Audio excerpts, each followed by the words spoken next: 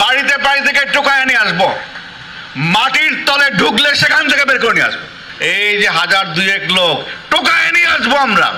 এই বেনজির এবং আজিজ এই দুইজনের নেতৃত্বে 2013 সালের 5 মে শাপলা চত্বরে হেফাজত ইসলামের সমাবেশে হামলা চালিয়ে হাজার হাজার মানুষকে গুলি করে আহত করা হয়েছিল, শত শত মানুষকে হত্যা করা হয়েছিল, নিখোঁজ করা হয়েছিল। এই বেনজির বলেছিল বিরোধী দলের নেতা কর্মীদেরকে বাড়িতে ঢুকে ঢুকে আমরা মেরে ফেলবো। যে বাহিনীর দায়িত্ব ছিল মানুষের জীবনের নিরাপত্তা দেয়া, সে কোন দলের, কোন মতের, কোন ধর্মের, এইটা দেখার দায়িত্ব ছিল তার না।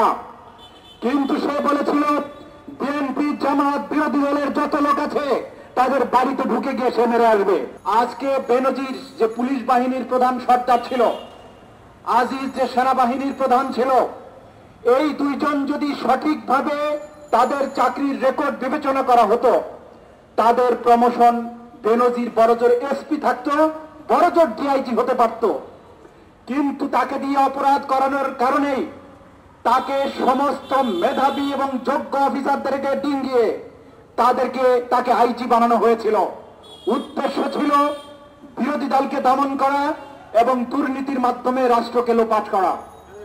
আপনাদের মনে থাকার কথা, এই বেনজির বলেছিল বিরোধী দলের নেতা কর্মীদেরকে বাড়িতে ঢুকে ঢুকে আমরা মেরে ফেলবো।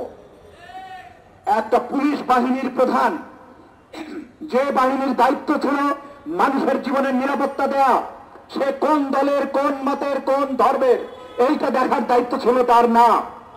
কিন্তু সে বলেছিল বিএনপি, জামাত, বিরোধী দলের যত লোক আছে তাদের বাড়িতে ঢুকে গিয়ে সে মেরে আসবে।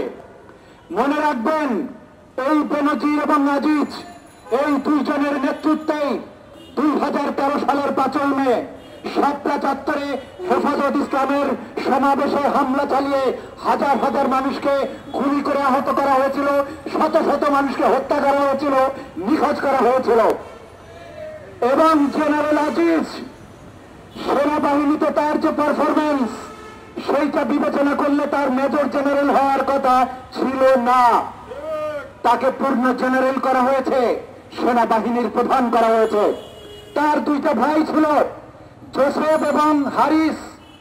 এই 2জন ছিল ঢাকা শহরের শীর্ষ সন্ত্রাসী, তাদের মৃত্যুদণ্ড হয়েছিল। আজিজ সেনাবাহিনী ক্ষমতা ব্যবহার করে এই 2জনের মৃত্যুদণ্ডকে মাফ করিয়ে নিয়েছিল প্রেসিডেন্টের কাছ থেকে। এই 2টা খুনি বিদেশে থাকে, তাদের নামে ভুয়া কাগজপত্র বানিয়ে তাদের কাছে সম্পদ পাচার করেছে, যার কাহিনী বিশ্ববিখ্যাত সংবাদ মাধ্যম Al Jazeera all the prime minister's man বলে বিখ্যাত ডকুমেন্টারি করেছিল।